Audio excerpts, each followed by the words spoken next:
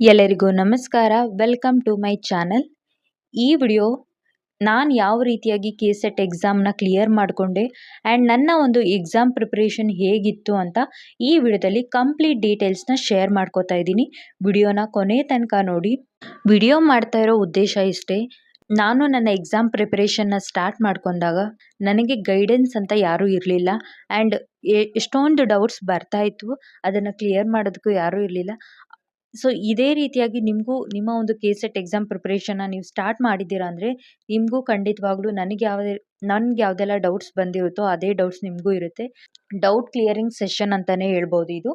So ಅದ್ರ ಜೊತೆ ನನ್ನ ಪ್ರಿಪ್ರೇಷನ್ ಹೇಗಿತ್ತು, ನಾನು ಯಾವ ರೀತಿಯಾಗಿ ಪ್ರಿಪೇರ್ ಆದೆ ಅನ್ನೋ ವಿಡಿಯೋನ ನಾನು ಶೇರ್ ಮಾಡ್ಕೋತಾ ಇದ್ದೀನಿ.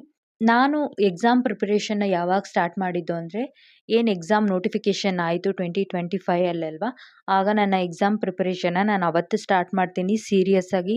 ಅದಕ್ಕೂ ಮುಂಚೆಯಿಂದ ಪ್ಲ್ಯಾನ್ ಮಾಡ್ತಿದ್ದೆ ಸೀರಿಯಸ್ ಆಗಿ ಸ್ಟಾರ್ಟ್ ಮಾಡಬೇಕು ಅಂತ. ಗೊತ್ತಲ್ವಾ, ಎಕ್ಸಾಮ್ ಡೇಟ್ ಅನೌನ್ಸ್ ಆಗೋವರೆಗೂ ನಮಗೊಂದು ಸೀರಿಯಸ್ನೆಸ್ ಅನ್ನೋದೇ ಬರೋದಿಲ್ಲ. ಇದೇ ರೀತಿಯಾಗಿ ನಾನು ಸುಮ್ಮನೆ ಇದ್ದೆ. ಸೊ ಎಕ್ಸಾಮ್ ಡೇಟ್ ಯಾವಾಗ ಅನೌನ್ಸ್ ಆಯಿತು 1 ಮಂತ್ ಇತ್ತು ಅಷ್ಟೇ. ಆ 1 ಮಂತಲ್ಲಿ ನಾನು ಡಿಸೈಡ್ ಆಗಿದ್ದೆ ಫಸ್ಟ್ ಅಟೆಂಪ್ಟಲ್ಲೇ ಎಕ್ಸಾಮ್ನ ಕ್ಲಿಯರ್ ಮಾಡ್ಕೊಬೇಕು ಅಟ್ ಎನಿ ಕಾಸ್ಟ್. ಮಿಸ್ ಮಾಡ್ಕೋಬಾರ್ದು, ಯಾಕಂದರೆ ಆಪರ್ಚುನಿಟೀಸ್ ಮಿಸ್ ಆಗೋ ಚಾನ್ಸಸ್ ಇರುತ್ತೆ. ತುಂಬ ಜನ ಹೇಳ್ತಾಯಿದ್ರು ಅಸಿಸ್ಟೆಂಟ್ ಪ್ರೊಫೆಸರ್ ಎಕ್ಸಾಮ್ ಕಾಲ್ಫರ್ಮ್ ಆಗುತ್ತೆ, ಅದಕ್ಕೆ ಕೆಸೆಟ್ ಈಸ್ ದ ಎಲಿಜಿಬಿಲಿಟಿ ಅಂತ. ಅದಕ್ಕೆ ನಾನು ಡಿಸೈಡ್ ಆಗಿ ಫಸ್ಟ್ ಅಟೆಂಪ್ಟಲ್ಲೇ ಕ್ಲಿಯರ್ ಮಾಡ್ಕೊಂಡೆ. ಇನ್ನು ಕೋಚಿಂಗ್ಗೆ ಹೋಗಲೇಬೇಕಾ ಅಂತ ಕೇಳ್ತಾರೆ.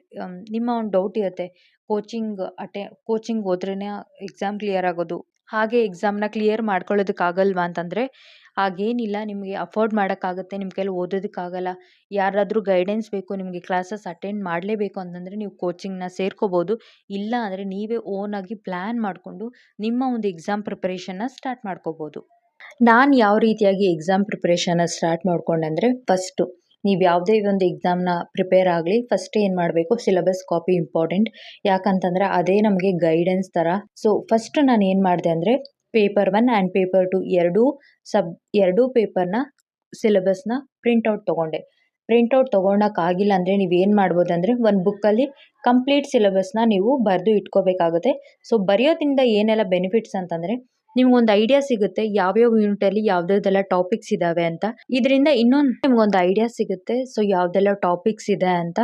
ಸೊ ನಾನೇನು ಮಾಡಿದೆ ಅಂದರೆ ಫಸ್ಟು ಸಿಲೆಬಸ್ನ ಒಂದು ಸತಿ ನೋಡ್ಕೊಂಡು ಬಂದೆ, ಯಾವುದೆಲ್ಲ ಯೂನಿಟ್ಸ್ ಇದ್ದಾವೆ, ಯಾವುದೆಲ್ಲ ಟಾಪಿಕ್ಸ್ ಆ ಯೂನಿಟಲ್ಲಿ ಬರುತ್ತೆ ಅಂತ. ನೆಕ್ಸ್ಟ್ ಮಾಡಿದ ಕೆಲಸನೇ ಪ್ರೀವಿಯಸ್ ಇಯರ್ ಕ್ವಶನ್ ಪೇಪರ್ಸ್ನ ಡೌನ್ಲೋಡ್ ಮಾಡಿಕೊಂಡು ನಾನು ಪ್ರಿಂಟೌಟ್ ತೊಗೊಂಡೆ. ನಿಮ್ಮ ಕೈಲಾದರೆ ಪ್ರಿಂಟೌಟ್ನ ತೊಗೊಳ್ಳಿ, ಇಲ್ಲ ಅಂತಂದರೆ ನೀವು ಏನು ಮಾಡ್ಬೋದು, PDF ಮೂಲಕನೇ ನೀವು ಅದನ್ನು ನೋಡ್ಬೋದು. ಸೊ ನನಗೆ ಗೊತ್ತಿದ್ದಿಲ್ಲ ಯಾವ ರೀತಿಯಾಗಿ ಕ್ವೆಶನ್ಸ್ ಕೇಳ್ತಾರೆ ಅಂತ. ಸೊ ನಾನು ಏನು ಮಾಡಿದೆ ಅಂದರೆ ನೀವು ಒಂದು 5ರಿಂದ ನೀವೇನು ಮಾಡಬೇಕಾಗುತ್ತಂದರೆ ಮಿನಿಮಮ್ 3 to 5 ಕ್ವೆಶನ್ ಪೇಪರ್ಸ್ ನಿಮ್ಗೆ ಎಷ್ಟಾಗುತ್ತೋ ಅಷ್ಟು ಕ್ವೆಶನ್ ಪೇಪರ್ನ ನೀವು ಸಾಲ್ವ್ ಮಾಡ್ಬೋದು. ಸೊ ನಾನು ಒಂದು 2 ಪೇಪರ್ಸ್ನ ನಾನು ಯಾವುದೇ ಒಂದು ಎಕ್ಸಾಮ್ ಆಗಲಿ 5 ಕ್ವೆಶನ್ ಪೇಪರ್ ಇದ್ದಾವೆ ಅಂದರೆ 5 ಕ್ವೆಶನ್ ಪೇಪರ್ನ ನಾನು ನೋಡೋದಿಲ್ಲ, ಜಸ್ಟ್ ಒಂದು 2 ಮಾತ್ರ ಸೈಡ್ಗೆ ಇಟ್ಟಿರ್ತೀನಿ. ಯಾಕಂತಂದರೆ ಯಾಕೆ ಅಂತ ಲಾಸ್ಟಲ್ಲಿ ಹೇಳ್ತೀನಿ. ಒಂದು 2-3 ಕ್ವೆಶನ್ ಪೇಪರ್ಸ್ನ ಏನು ಮಾಡಿದೆ ಅಂದರೆ ನೋಡಿದೆ, ಅದರಲ್ಲಿ ಯಾವುದೆಲ್ಲ ಟಾಪಿಕ್ಸ್ ಕೇಳಿದ್ದಾರೆ, ಯಾವುದೆಲ್ಲ ಕ್ವೆಶನ್ಸ್ ಕೇಳಿದ್ದಾರೆ, ಯಾವ ಯೂನಿಟ್ ಮೇಲೆ ಯಾವ ರೀತಿ ಎಷ್ಟು ಡಿಫಿಕಲ್ಟ್ ಆದಂಥ ಕ್ವೆಶನ್ಸ್ ಕೇಳಿದ್ದಾರೆ ಅಂತ ಆ ಕ್ವೆಶನ್ ಪೇಪರ್ಸ್ ನೋಡಿದಾಗ ನನಗೊಂದು ಐಡಿಯಾ ಸಿಕ್ತು. ಅದಾದಮೇಲೆ ನಾನೇನು ಮಾಡಿದೆ, ಪ್ರಿಪ್ರೇಷನ್ನ ಸ್ಟಾರ್ಟ್ ಮಾಡಿದೆ. ಫಸ್ಟಂತೂ ಸ್ಟಾರ್ಟಿಂಗಲ್ಲಂತೂ ತುಂಬಾ ಡಿಫಿಕಲ್ಟ್ ಇತ್ತು. Teaching aptitude one of the easiest topic ಅಂತಲೇ ಯೂನಿಟ್ ಅಂತಲೇ ಹೇಳ್ಬೋದು. ಅದೇ ನನಗೆ ಸ್ಟಾರ್ಟಿಂಗಲ್ಲಿ ಡಿಫಿಕಲ್ಟ್ ಆಗಿತ್ತು. ಅದನ್ನು ಅರ್ಧಕ್ಕೆ ಬಿಟ್ಟು ನಾನು ಏನು ಮಾಡಿದೆ, ಕಮ್ಯುನಿಕೇಷನ್ನ ಸ್ಟಾರ್ಟ್ ಮಾಡಿದ್ದೆ. ಕಮ್ಯುನಿಕೇಷನ್ ನೀವು ಯಾರಾದರೂ ಸ್ಟಾರ್ಟಿಂಗಲ್ಲೇ ಯಾವ ಯೂನಿಟ್ನ ಸ್ಟಾರ್ಟ್ ಮಾಡಬೇಕು ಅಂತಂದರೆ ನಾನು ಸಜೆಸ್ಟ್ ಮಾಡ್ತೀನಿ ಕಮ್ಯುನಿಕೇಷನ್ ಟಾಪಿಕ್ನ ಸ್ಟಾರ್ಟ್ ಮಾಡಿ. ತುಂಬ ಈಸಿಯಾಗೂ ಇದೆ, ಬೇಗನೂ ಅರ್ಥನೂ ಆಗುತ್ತೆ ಆ್ಯಂಡ್ ನಿಮಗೊಂದು ಏನು ಕಾನ್ಫಿಡೆನ್ಸ್ ಬರುತ್ತೆ. ಒಂದು ಯೂನಿಟ್ನ ನಾನು ಕಂಪ್ಲೀಟ್ ಮಾಡಿದ್ದೀನಿ, ಸೊ ನೆಕ್ಸ್ಟ್ ಯೂನಿಟ್ಗೆ ನಿಮ್ಗೇನಾಗುತ್ತೆ ಅಂದರೆ ಮೋಟಿವೇಶನ್ ಸಿಗುತ್ತೆ. ನಾನೇನು ಮಾಡಿದೆ ಅಂದರೆ ಕಮ್ಯುನಿಕೇಷನ್ ಆದಮೇಲೆ ಮತ್ತೆ ಏನು ಮಾಡಿದೆ ಅಂದರೆ ಎಲ್ಲಿಗೆ ಸ್ಟಾಪ್ ಮಾಡಿದ್ದೆ ಅಲ್ವಾ ಟೀಚಿಂಗ್ ಆ್ಯಪ್ಟಿಟ್ಯೂಡ್, ಅಲ್ಲಿಂದನೇ ಸ್ಟಾರ್ಟ್ ಮಾಡಿಕೊಂಡೆ. ಪ್ಯಾರಲಲ್ಲಿ ನಾನು ಓದ್ತಾನೆ ಏನು ಮಾಡ್ತಾಯಿದ್ದೆ ಅಂದರೆ ನಾನು ನೋಟ್ಸ್ನ ಮಾಡ್ಕೋತಾ ಇದ್ದೆ. ನಾನು ಯಾವ ರೀತಿ ಮಾಡಿದ್ದೆ ಅಂತ ನೋಡಿ ಇಲ್ಲಿ ನಾನು ಪೋಸ್ಟ್ ಮಾಡಿರ್ತೀನಿ, ನಿಮಗೂ ಒಂದು ಐಡಿಯಾ ಸಿಗುತ್ತೆ ಅಂತ ನಾನು ಇದನ್ನು ಶೇರ್ ಮಾಡ್ತಾ ಇರೋದು. ಆಯ್ತಲ್ವಾ. ಸೊ ಏನಾಯಿತು, ಈ ರೀತಿಯಾಗಿ ನನ್ನ ಪ್ರಿಪರೇಷನ್ ಸ್ಟಾರ್ಟ್ ಆಯಿತು. ಕಮ್ಯುನಿಕೇಷನ್ ಮುಗೀತು, ನನಗೊಂದು ಕಾನ್ಫಿಡೆನ್ಸ್ ಬಂತು, 1 ಯೂನಿಟ್ ಕ್ಲಿಯರ್ ಮಾಡಿದ್ದೀನಿ ಅಂತ, ಮೀನ್ಸ್ ಕಂಪ್ಲೀಟಾಗಿ ಓದಿದ್ದೀನಿ ಅಂತ. ನೆಕ್ಸ್ಟು ಟೀಚಿಂಗ್ ಆ್ಯಪ್ಟಿಟ್ಯೂಡ್ ಎಲ್ಲಿಗೆ ಬಿಟ್ಟಿದ್ದೋ ಅಲ್ಲಿಂದ ಮತ್ತೆ ಸ್ಟಾರ್ಟ್ ಮಾಡ್ತೀನಿ. ಅದಾದಮೇಲೆ ಬೇರೆ ಯೂನಿಟ್ಸ್ನ ನಾನು ಏನು ಮಾಡ್ತೀನಿ, ಇದೇ ರೀತಿಯಾಗಿ ಓದ್ಕೊಂಡು ಹೋಗ್ತೀನಿ. ಪೇಪರ್ 1 ಓದ್ತಾ ಇದ್ದಾಗೆ ನೆಕ್ಸ್ಟ್ ನನಗೆ ಕಾಡಿದ ಡೌಟ್ ಅಂದರೆ ನೆಕ್ಸ್ಟ್ ನನಗೇನು ಅನಿಸ್ತು ಅಂದರೆ ನನಗೆ ಗೊತ್ತಾಯಿತು ಪೇಪರ್ 2ಗೆ ತುಂಬ ಇಂಪಾರ್ಟೆನ್ಸ್ ಕಡಿಮೆ ಕೊಡ್ತಾ ಇದ್ದೀನಿ ಅಂತ. ಅದಾದಮೇಲೆ ಪೇಪರ್ 1 ಆ್ಯಂಡ್ ಪೇಪರ್ 2 ಎರಡಕ್ಕೂ ಸಹ ಈಕ್ವಲ್ ಟೈಮ್ ಕೊಡೋದಕ್ಕೆ ಸ್ಟಾರ್ಟ್ ಮಾಡಿದೆ. ಯಾವಾಗ ನಾನು ಒಂದು ಪೇಪರ್ 1ನಲ್ಲಿ ನನಗೆ ಕಾನ್ಫಿಡೆನ್ಸ್ ಬಂತು, ನಾನು ಏನು ಮಾಡಿದೆ ಆವಾಗ ಇಂಪಾರ್ಟೆನ್ಸ್ ಜಾಸ್ತಿ ಏನು ಮಾಡ್ತಾಯಿದ್ದೆ ಪೇಪರ್ 2 ಕೊಡ್ತಾಯಿದ್ದೆ. ಪೇಪರ್ 1 ಇಂಪಾರ್ಟೆಂಟಾ ಪೇಪರ್ 2 ಇಂಪಾರ್ಟೆಂಟಾ ಅನ್ನೋದಾದರೆ ಎರಡೂ ಈಕ್ವಲಿ ಇಂಪಾರ್ಟೆಂಟು. ಇಲ್ಲಿ 200 ಮಾರ್ಕ್ಸ್ಗೆ ಇರುತ್ತೆ, ಇಲ್ಲಿ 100 ಮಾರ್ಕ್ಸ್ಗೆ ಇರುತ್ತೆ. ಹೇಳಬೇಕು ಅಂತಂದರೆ ಪೇಪರ್ 2ಗೆ ಸ್ವಲ್ಪ ಜಾಸ್ತಿ ನೀವು ಟೈಮ್ ಕೊಡೋದ್ರಿಂದ ಸ್ಕೋರ್ ಜಾಸ್ತಿ ಆಗೋದ್ರಿಂದ ನಿಮಗೆ ಕಟ್ ಆಫ್ ಏನಾದರೂ ಜಾಸ್ತಿ ಆದರೂ ನೀವೇನು ಮಾಡಿರ್ತೀರ ಸೇಫ್ ಸ್ಕೋರಲ್ಲಿ ಇರ್ತೀರ. ಅದಕ್ಕೆ ಎರಡಕ್ಕೂ ಈಕ್ವಲ್ ಆಗಿ ಇಂಪಾರ್ಟೆನ್ಸ್ ಕೊಡಿ. ತುಂಬ ಜಾಸ್ತಿ ಪ್ರಿಫರೆನ್ಸು ಪೇಪರ್ 2 ಕೊಡಿ. ಯಾಕಂದರೆ 100 ಕ್ವೆಶನ್ಸ್ ಇರೋದ್ರಿಂದ 200 ಮಾರ್ಕ್ಸ್ ಸಿಗುತ್ತೆ. ಅದಕ್ಕೆ ಏನು ಹೇಳ್ತೀನಿ ಅಂತಂದರೆ ಪೇಪರ್ 2ಗೆ ಇನ್ನು ಸ್ವಲ್ಪ ಜಾಸ್ತಿ ಟೈಮ್ನ ಕೊಡೋದಕ್ಕೆ ಟ್ರೈ ಮಾಡಿ ಅಂತ ಹೇಳ್ತೀನಿ. ಇದಿಷ್ಟು ಬಂದು ಪೇಪರ್ 1 ಆ್ಯಂಡ್ ಪೇಪರ್ 2 ಬಗ್ಗೆ ನಾನು ಯಾವ ರೀತಿಯಾಗಿ ಸ್ಟಾರ್ಟ್ ಮಾಡಿದೆ ಅಂತ ಹೇಳಿದೆ. ನೆಕ್ಸ್ಟು ಒಂದು ಸತಿ ನನಗೆ ಓಕೆ ಅಂತ ಅನ್ನಿಸ್ತು. ಕೆಲವೊಂದು ಟಾಪಿಕ್ಸ್ ಅದರಲ್ಲೂ ಬಿಟ್ಟಿದ್ದೆ, ಯಾಕಂದರೆ ಡಿಫಿಕಲ್ಟ್ ಆಗಿರೋವಂಥದ್ದು ಅಥವಾ ನನ್ನ ಕೈಲಿ ಅದು ಇಂಟ್ರೆಸ್ಟೇ ಇಲ್ಲ ಓದೋದಕ್ಕಾಗೋದು ಅಂಥದ್ದು ಇರುತ್ತೆ ಕೆಲವೊಂದು ಟಾಪಿಕ್ಸು. ಇದು ಕ್ವೈಟ್ ಕಾಮನ್, ಎಲ್ಲರಿಗೂ ಆಗೋಂಥದ್ದೇ. ನಾನೇನು ಮಾಡಿದೆ ಅಂತಂದರೆ ಒಂದು ಸತಿ ನನಗೆ ಓಕೆ ನಾನು ಒಂದು ಸತಿ ಫಿನಿಷ್ ಮಾಡಿದ್ದೀನಿ ಅಂತ ಅನ್ನಿಸ್ದಾಗ ನಾನು ಏನು ಮಾಡಿದೆ ಅಂದರೆ ಪ್ರೀವಿಯಸ್ ಇಯರ್ ಕ್ವಶನ್ ಪೇಪರ್ನ ನಾನು ಓನಾಗಿ ಸಾಲ್ವ್ ಮಾಡೋದಕ್ಕೆ ಟ್ರೈ ಮಾಡಿದೆ ವಿತ್ ಟೈಮರ್. ಸೊ ನೀವು ಟೈಮರೇ ಇಂಪಾರ್ಟೆಂಟಾ ಅಂತ ಅನ್ನೋದಾದರೆ ನನಗೆ ಗೊತ್ತಾಗಬೇಕಲ್ವಾ ಒಂದು ಎಕ್ಸಾಮ್ ಹಾಲಲ್ಲಿ ಎಷ್ಟು ಟೈಮ್ ಕೊಡ್ತಾರೆ, ನಾನು ಕೇಪಬಲ್ ಇದ್ದೀನ 50 ಕ್ವೆಶನ್ಸೂ 1 ಅವರಲ್ಲಿ ಸಾಲ್ವ್ ಮಾಡೋದಕ್ಕೆ ಸಾಧ್ಯನಾ ಅನ್ನೋ ಕ್ವೆಶನ್ಸ್ ಎಲ್ಲ ಬರುತ್ತಲ್ವ. ಆ ಕ್ವೆಶನ್ಸ್ಗೆ ಆನ್ಸರು ನೀವೇ ಫೈಂಡ್ ಔಟ್ ಮಾಡ್ಕೋಬೇಕು. ಯಾಕಂತಂದರೆ ನೀವು ಎಕ್ಸಾಮ್ ಅಟೆಂಡ್ ಮಾಡೋದು ಹೇಳ್ಬೋದು, ಅಟೆಂಡ್ ಮಾಡೋಕ್ಕಾಗುತ್ತೆ, ಈಸಿಯಾಗುತ್ತೆ, ಟೈಮ್ ಉಳಿಯುತ್ತೆ ಅಂತ ಯಾರೇ ಹೇಳ್ಬೋದು. ನಮ್ಮ ಒಂದು ಸ್ಪೀಡ್ ನಮಗಷ್ಟೇ ಗೊತ್ತಿರುತ್ತೆ. ಅದಕ್ಕೆ ನಾವೇನು ಮಾಡಬೇಕಂತಂದರೆ ಟೈಮರ್ನ ಸೆಟ್ ಮಾಡಿಕೊಂಡು ಒಂದು ಕ್ವೆಶನ್ ಪೇಪರು ಫುಲ್ ಕಂಪ್ಲೀಟಾಗಿ ಸಾಲ್ವ್ ಮಾಡಬೇಕು. ಸಾಲ್ವ್ ಮಾಡಿದ್ದಾದಮೇಲೆ ನೀವೇನು ಮಾಡಬೇಕಾಗುತ್ತೆ ಅಂದರೆ ಅನಲೈಸ್ ಮಾಡಬೇಕಾಗುತ್ತೆ. ಜಸ್ಟ್ ಸಾಲ್ವ್ ಮಾಡೋದು, ಆನ್ಸರ್ನ ತಿಳ್ಕೊಳ್ಳೋದಷ್ಟೇ ಅಲ್ಲ, ಯಾವ ರೀತಿಯಾಗಿ ಪ್ರೀವಿಯಸ್ ಇಯರ್ ಕ್ವೆಶನ್ ಪೇಪರ್ನ ಸಾಲ್ವ್ ಮಾಡಬೇಕು ಅಂತಂದರೆ ಆಪ್ಷನ್ 4 ಆಪ್ಷನ್ MCQ ಅಲ್ಲಿ ಏನು 4 ಆಪ್ಷನ್ಸ್ ಇರುತ್ತಲ್ವ, ಜಸ್ಟ್ ಒಂದು ಆನ್ಸರ್ ಎ ಆಗಿದ್ರೆ ಎನ ತಿಳ್ಕೊಂಡು ಬಿಡೋದಲ್ಲ. ನೆಕ್ಸ್ಟ್ 3 ಆಪ್ಷನ್ಸ್ ಏನಿರುತ್ತೆ, ಯಾಕೆ ಇದನ್ನು ಕೊಟ್ಟಿದ್ದಾರೆ ಅಂತ ಅದನ್ನು ನೀವು ತಿಳ್ಕೊಳ್ಳೋದ್ರಿಂದ ಏನಾಗುತ್ತೆ ನಿಮಗೆ ಹೋಲ್ ಕಂಪ್ಲೀಟ್ ಐಡಿಯಾ ಸಿಗುತ್ತೆ. ಫಾರ್ ಎಕ್ಸಾಂಪಲ್ ಈಗ ಟೀಚಿಂಗ್ ಆಪ್ಟಿಟ್ಯೂಡಲ್ಲಿ ಲೆವೆಲ್ಸ್ ಆಫ್ ಟೀಚಿಂಗಲ್ಲಿ what is the topmost level ಅಂತ ಕೇಳಿದಾಗ ರಿಫ್ಲೆಕ್ಟಿವ್ ಲೆವೆಲ್ ಅಂತ ಅಷ್ಟೇ ತಿಳ್ಕೊಳ್ಳೋದಲ್ಲದೆ ಇನ್ನೂ 3 ಲೆವೆಲ್ಸ್ ಯಾವ್ದು ಅಂತ ತಿಳ್ಕೊಬೇಕು. ಫಸ್ಟ್ ಲೆವೆಲ್ ಯಾವುದು, ಮಿಡಲ್ ಲೆವೆಲ್ ಯಾವುದು ಅಂತ ತಿಳ್ಕೊಳ್ಳೋದ್ರಿಂದ ಆ ಕಾನ್ಸೆಪ್ಟಲ್ಲಿ ಏನಾಗುತ್ತೆ ನಿಮಗೆ ಕ್ಲಿಯರ್ ಪಿಕ್ಚರ್ ಐಡಿಯಾ ಸಿಗುತ್ತೆ. ಜಸ್ಟ್ 3 ಲೆವೆಲ್ಸ್ ಇರುತ್ತೆ, ಇನ್ನೂ ಒಂದು ಯಾವುದಾದ್ರೂ ಒಂದು ಎಕ್ಸ್ಟ್ರಾ ಆಪ್ಷನ್ಸ್ ಕೊಟ್ಟಿರ್ತಾರೆ, ಅದೇನು ಅಂತ ತಿಳ್ಕೊಳ್ಳೋದಾದರೆ ಇನ್ನೊಂದು ಆಪ್ಷನ್ನು ಯಾವ ಯೂನಿಟಲ್ಲಿ ಪಿಕ್ ಮಾಡಿದ್ದಾರೆ ಅಥವಾ ಯಾವ ಒಂದು ಟಾಪಿಕ್ಕಿಂದ ಪಿಕ್ ಮಾಡಿದ್ದಾರೆ ಅಂತ ನಿಮಗೆ ತಿಳ್ಕೊಂಡ್ರೆ ಆವಾಗ ನಿಮಗೆ ಕ್ಲಿಯರಾಗಿ ಐಡಿಯಾ ಸಿಗುತ್ತೆ. ಇನ್ ಕೇಸ್ ಏನು MCQ ಅಲ್ಲಿ ಇನ್ನೊಂದು ಆಪ್ಷನ್ ಏನಿತ್ತು ನೆಕ್ಸ್ಟ್ ಎಕ್ಸಾಮಲ್ಲಿ ಆ ಒಂದು ಆಪ್ಷನ್ ಮೇಲೇ ನಿಮ್ಗೇನು ಮಾಡ್ಬೋದು ಕ್ವೆಶನ್ ಕೇಳೋವಂಥ ಚಾನ್ಸಸ್ ಇರುತ್ತೆ.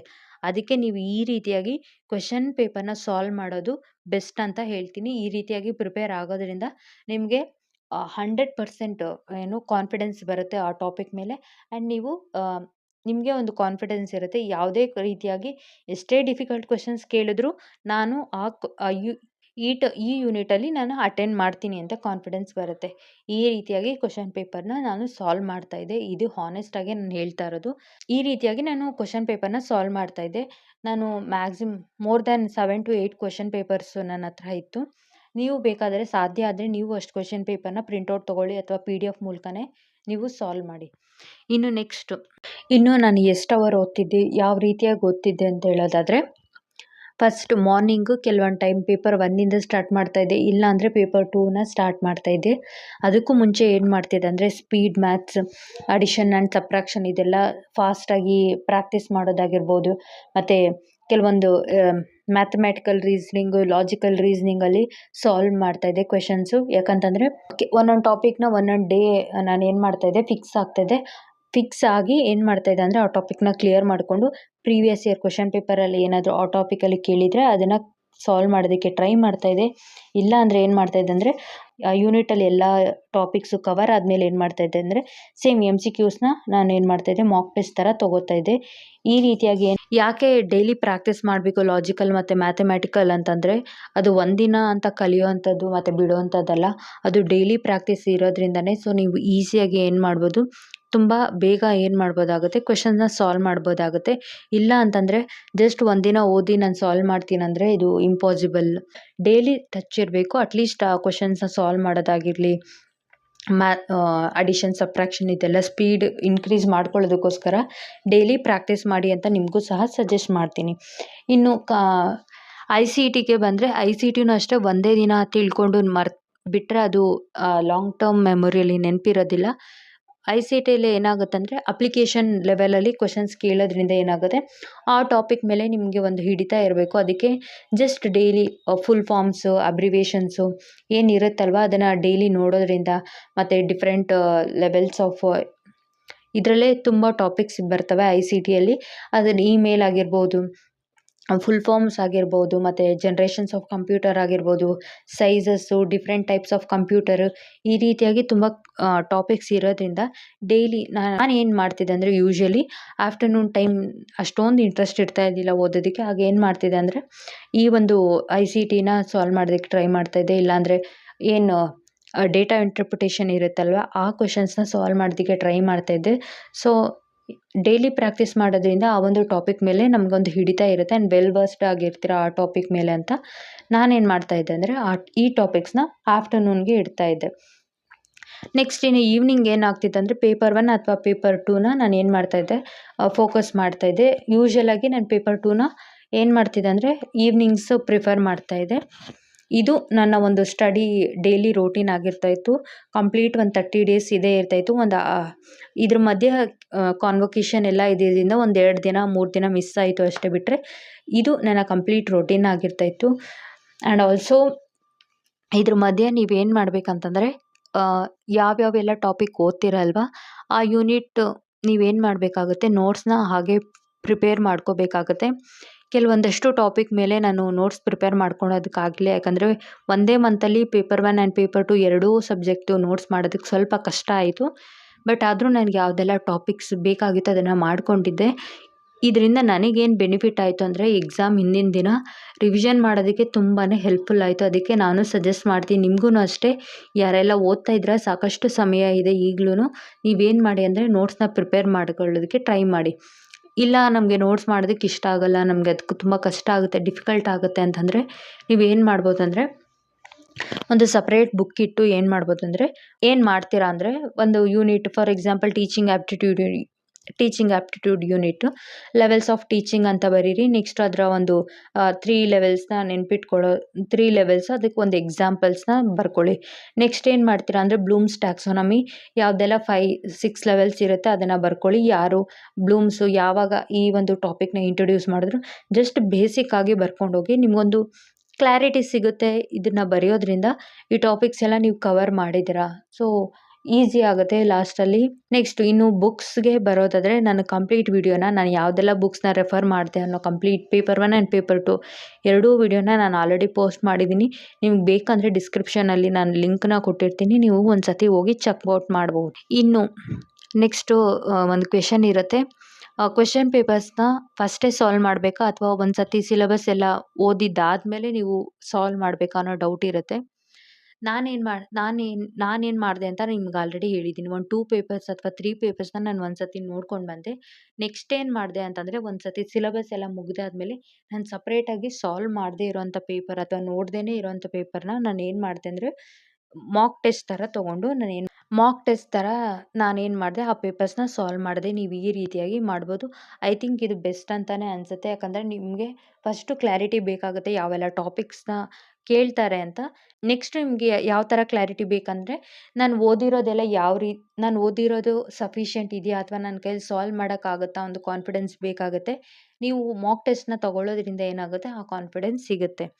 ಇದು ಈ ರೀತಿಯಾಗಿ ಕ್ವೆಶನ್ ಪೇಪರ್ನ ಸಾಲ್ವ್ ಮಾಡಿ ನಾನು ಹೇಳಿದ್ದೇನಲ್ವ ಯಾವ ರೀತಿಯಾಗಿ ಕ್ವೆಶನ್ ಪೇಪರ್ನ ಸಾಲ್ವ್ ಮಾಡಬೇಕಂತ, ಅದನ್ನು ಫಾಲೋ ಮಾಡಿದ್ರೆ ಇದು ಸಫಿಷಿಯೆಂಟ್. ಇದಿಷ್ಟು ಐ ಹೋಪ್ ನಿಮ್ಮ ಒಂದು ಎಷ್ಟೊಂದು ಡೌಟ್ಸ್ಗೆ ಈ ಒಂದು ವಿಡಿಯೋದಲ್ಲಿ ಕ್ಲಾರಿಟಿ ಸಿಗುತ್ತೆ ಅಂತ ಅಂದ್ಕೊಂಡಿದ್ದೀನಿ. ಈ ವಿಡಿಯೋ ನಿಮಗೆ ಯೂಸ್ಫುಲ್ ಅಂತ ಅನಿಸಿದ್ರೆ, ಇಷ್ಟ ಆದರೆ ಲೈಕ್ ಮಾಡಿ, ಶೇರ್ ಮಾಡಿ, ಸಬ್ಸ್ಕ್ರೈಬ್ ಮಾಡ್ಕೊಳ್ಳಿ. Thank you for watching this video. ಸಿಗೋಣ ನೆಕ್ಸ್ಟ್ ವಿಡಿಯೋದಲ್ಲಿ. ನಾನು ಈಗ ಆಲ್ರೆಡಿ ಏನು ಮಾಡ್ತಾಯಿದ್ದೀನಿ ಅಂದರೆ ಪೇಪರ್ 1 ಪೇಪರ್ 2 ಎರಡೂ ಸಬ್ಜೆಕ್ಟ್. ಪೇಪರ್ 2 ಅಲ್ಲಿ ಮ್ಯಾನೇಜ್ಮೆಂಟ್ ಸಬ್ಜೆಕ್ಟ್ ಯಾರಿದ್ದೀರಾ ಅವ್ರಿಗೆ ಅದು ಯೂಸ್ಫುಲ್ ಆಗುತ್ತೆ. ಪೇಪರ್ 1 ಏನೆಲ್ಲ ಯೂನಿಟ್ಸ್ ಇದೆ ಅಲ್ವಾ, ಒಂದೊಂದೇ ಯೂನಿಟ್ ನಾನು ಏನು ಮಾಡ್ತಾಯಿದ್ದೀನಿ, ಕ್ಲಾಸಸ್ ಮಾಡಿ ಪೋಸ್ಟ್ ಮಾಡಿದ್ದೀನಿ. ನಿಮಗೆ ಯಾರಾದರೂ ಇಂಟ್ರೆಸ್ಟ್ ಇದೆ ಬೇಕು ಅಂತ ಅನಿಸಿದ್ರೆ ನೀವೇನು ಮಾಡ್ಬೋದು, ನನ್ನ ಚಾನಲ್ನ ಫಾಲೋ ಮಾಡ್ಬೋದು. Thank you. ಸಿಗೋಣ ನೆಕ್ಸ್ಟ್ ವಿಡಿಯೋದಲ್ಲಿ.